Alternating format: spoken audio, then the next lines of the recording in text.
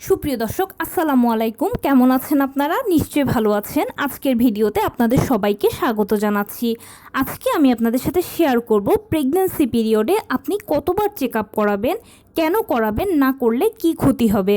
তাহলে চলুন মূল ভিডিওতে যাওয়া যাক। বাই দ্য ওয়ে, মূল ভিডিওতে যাওয়ার আগে একটা কথা বলি, আমি আমার চ্যানেলে pregnancy related, specially normal delivery related অনেক ইম্পর্টেন্ট তথ্য ভিডিও আকারে শেয়ার করে থাকি। এই তথ্যগুলো আমার পার্সোনাল এক্সপেরিয়েন্স ও আমার ডক্টরের সাজেশন থেকে নেওয়া।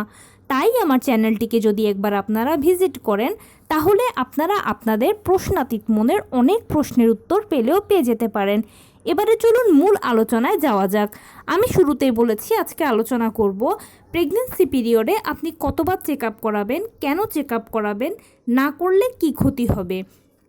দেখুন, প্রেগন্যান্সি ভীষণ সেন্সিটিভ একটা ইস্যু, খুব সিরিয়াসলি এটাকে আপনার নিতে হবে। তাই প্রেগন্যান্সি পিরিয়ডে চেক আপ নিয়ে কোনো ক্রমেই হেলাফেলা করা যাবে না। আমাদের মধ্যে একটা টেন্ডেন্সি আছে চেক আপ নিয়ে হেলাফেলা করার, কিন্তু যদি আপনি প্রেগন্যান্সি পিরিয়ডে নির্দিষ্ট সময় চেক আপ না করান, তাহলে কিন্তু আখেরে ক্ষতিটা আপনারই হবে। তাহলে এখন বলছি প্রেগন্যান্সিতে কতবার চেক আপ করতে হবে। প্রেগন্যান্সিতে আপনাকে মোট 4বার চেক আপ করাতে হবে। প্রথমেই আপনি যখন কনসিভ করবেন, জানতে পারবেন, তখন চেক আপ করাবেন। কেন করবেন? কারণ আপনি যে কনসিভ করেছেন সেটা কনফার্ম হতে হবে, প্লাস বাচ্চাটা কি ঠিকঠাক মতো জরায়ুতে সেট হয়েছে কিনা সেটা কনফার্ম হতে হবে। কেননা অনেক সময় দেখা যায় কি, আমরা যখন বাজার থেকে কিনে আনা প্রেগন্যান্সি কিট দিয়ে চেক আপ করি, তখন দুটো দাগ উঠলেই আমরা মনে করি যে হ্যাঁ ঠিক আছে, আমরা প্রেগনেন্ট। কিন্তু অনেক সময় আপনি জানেন না যে জরায়ুর বিভিন্ন ধরনের সমস্যা বা বিভিন্ন মেলি প্রবলেমের কারণেও প্রেগনেন্সি কিটে দুটো দাগ আসতে পারে। তাই আপনাকে সিরিয়াসলি কনফার্ম হতে হবে আপনি কি প্রেগনেন্ট কিনা। যদি আপনি প্রেগনেন্ট হন, তারপরে ইস্যু হচ্ছে আপনার বাচ্চাটা ঠিকঠাক মতো জরায়ুতে সেট হয়েছে কিনা। অনেক সময় দেখা যায় যে বাচ্চারা জরায়ুতে সেট না হয়ে অন্য জায়গায় সেট হয়, তখন সেক্ষেত্রে যেটা হয় যে মায়ের জন্য এটা অনেক বড় ক্ষতির কারণ হয়ে যায়। আর প্রথম থেকে আপনি যদি এটা চেক আপ না করেন, তাহলে ছোট অবস্থায় যে সমস্যাটার সমাধান সহজে করা যায়, বড় হলে সেই সমস্যাটার সমাধান কিন্তু অনেক সময় নাও করা যেতে পারে, বা এই সমস্যার সমাধান করাতে গেলে আপনার পরবর্তীতে আরও মারাত্মক মাসুল গুনতে হতে পারে। সেই জন্য অবশ্যই কনসিভ করার পরে চেক আপ করবেন। প্লিজ, আমি আবারও বলছি, কনসিভ করার পরে প্রথম চেক আপ করাবেন। দ্বিতীয়বার চেক আপ করাবেন যখন আপনি 5 মাসে পড়বেন। আপনি যখন 5 মাসে পড়বেন তখন এই জন্য চেক আপ করাবেন, আপনার 5 মাস বয়স থেকে বাচ্চা নড়াচড়া শুরু করে। আপনার বাচ্চার নড়াচড়া ঠিক আছে কিনা, বা সে ঠিকঠাক মতো নড়ছে কিনা, অথবা বাচ্চার সব কিছু মোটামুটি ঠিক আছে কিনা। কেননা প্রথম 4 মাসের মধ্যে প্রায় বাচ্চার একটা স্ট্রাকচার তৈরি হয়ে যায়। এখন তার এই স্ট্রাকচারটা ভালোভাবে তৈরি হয়েছে কিনা সেটা জানার জন্য ডেফিনেটলি আপনাকে 5 মাসে এই চেক আপটা করতেই হবে। এই চেক আপটা খুব গুরুত্বপূর্ণ, প্রথম চেক আপের মতো। থার্ড টাইম আপনি চেক আপ করাবেন যখন আপনি 7ম মাসে পড়বেন। 7ম মাসে পড়লে আপনি এই জন্য চেক আপ করাবেন, এই সময়টা থেকে বাচ্চারা আস্তে আস্তে ডেলিভারির জন্য প্রিপারেশান নিতে শুরু করে বা ডেলিভারির দিকে এগুতে শুরু করে।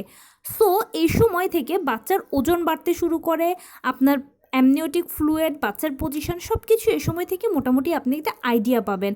তাই এ সময় আপনি অবশ্যই চেক আপটা করাবেন। যদি কোনো কিছু কম থাকে তাহলে আপনার হাতে 2 মাস আছে, বাড়ানোর সুযোগ আছে। যদি কোনো কিছু বেশি থাকে তাহলেও সেটা কমানোর সুযোগ আছে, কারণ আপনি ডেলিভারির পূর্বে 2 মাস সময় পাচ্ছেন। তাই অবশ্যই 7ম মাসে তৃতীয়বার চেক আপটা করাবেন, এবং চতুর্থবার মানে লাস্ট টাইম আপনি চেক আপ করাবেন যখন 9 মাসে পড়বেন। অবশ্যই এটা আপনারা সবাই জানেন যে এই সময় চেক আপ করাতেই হবে। কেননা এ সময় বাচ্চার পজিশন ঠিক আছে কিনা, পানি ঠিক আছে কিনা, প্লাসেন্টা ঠিক আছে কিনা, ওজন ঠিক আছে কিনা, আপনার ঠিক সব কিছু ঠিকঠাক আছে কিনা, এটা জানার জন্য আপনাকে এই চেক আপটা করাতে হবে। যদি দেখেন যে আপনার এই সব কিছু ঠিকঠাক আছে, তাহলে বুঝবেন যে ইনশাল্লাহ আপনি নর্মাল ডেলিভারির আশা রাখতেই পারেন। কিন্তু যদি আপনার এই সব কিছুর মধ্যে কোনোটাতে কোনো একটা ঝামেলা থাকে, বা কোনো কিছুতে কোনো সমস্যা হয়, তাহলে আপনার সিজার করাতে হবে। তখন সেক্ষেত্রে ডাক্তার আপনাকে টাইম দেবে।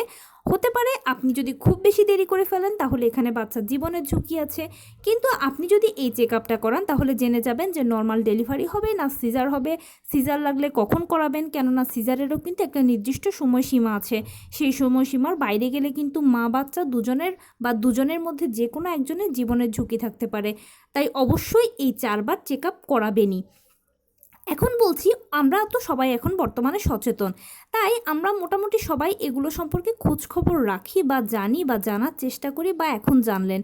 কিন্তু তারপরেও দেখা যায় যে অনেক সময় অনেক জায়গায় অনেকে বলে থাকে যে চেক আপ করার কোনো প্রয়োজন হয় না, কেননা আমাদের মা নানি দাদিদের তো চেক আপ করার প্রয়োজন হয়নি, বা অনেকে বলেন যে আমার প্রথম বাচ্চা এমনি এমনি হয়েছে, এখন সেকেন্ড টাইম চেক আপ লাগবে না, বা থার্ড টাইম চেক আপ লাগবে না, বা ফোর্থ টাইম চেক আপ লাগবে না।